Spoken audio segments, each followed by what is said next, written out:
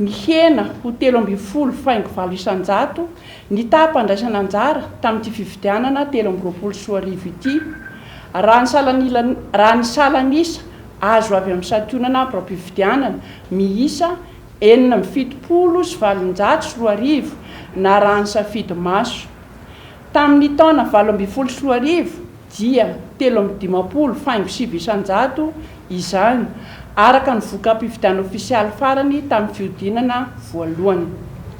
Ny faritanana Antananarivo ny tena nahitana salanisa ambany indrindra Itasy 5 isanjato, Bongolava 7 isanjato, Vakinakaratra 3 isanjato ary Analamanga 3 isanjato.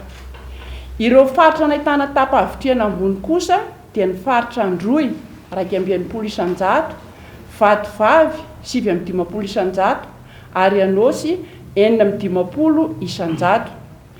Azo azavaina amin'ny alalan'ireo teboka ireto izany fidina ny tapa-avitriana izany. Tsy fatokizan'ny mpifidy ireo rafim-panjakana miandraikitra ny fividianana, izany hoe ny CENI sy ny ACC. Fandavan'ny collectif des candidats handray anjara amin'ny zotram-pividianana izay naran'izy ireo toromarika tsy andraisana anjara amin'ny fandatsaham-bato. Tontolom-pividianana misamboaravoara miampitahotra teo amin'ny olom-pirenena vokatry ny fomba fitandroana ny filaminana. Olom-pirenena tofoka manoloana ny tontolo politika eto Madagasikara izay tsy mitondra vokatsoa ho an'ny fiainana andavanandro. Io fiainan'ny tapa-avitriana io dia mety hitarika tsy famarina toeran'izay filoha voafidy ary haparefo ireo rafitra ara-panjakana. Ny fahasarotana no sedrain'ireo mpanara-mason'ny fividianana avy amin'ny safidy nandritra amin'ny fanatanterahany asany dia toy izao. Nisy ny tsindry sy ny fampitahorana nataon'ireo mpikambana ao amin'ny propimpividianana sy ireo tompona andraiki-panjakana tany atoerany. Nisy ihany koa ny fandavany tsy hanome azy ireo ny PV sy ny tsy mifamelahana azy ireo hanao ny fanamariana ao anatin'ny PV.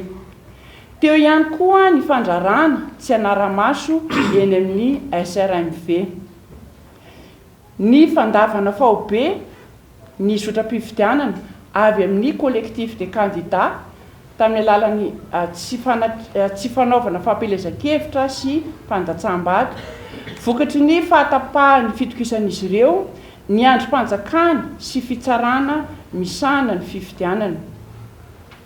No dia ny fitondram-panjakana tsy hita ny fisian'ny krizy mialohan'ny fividianana.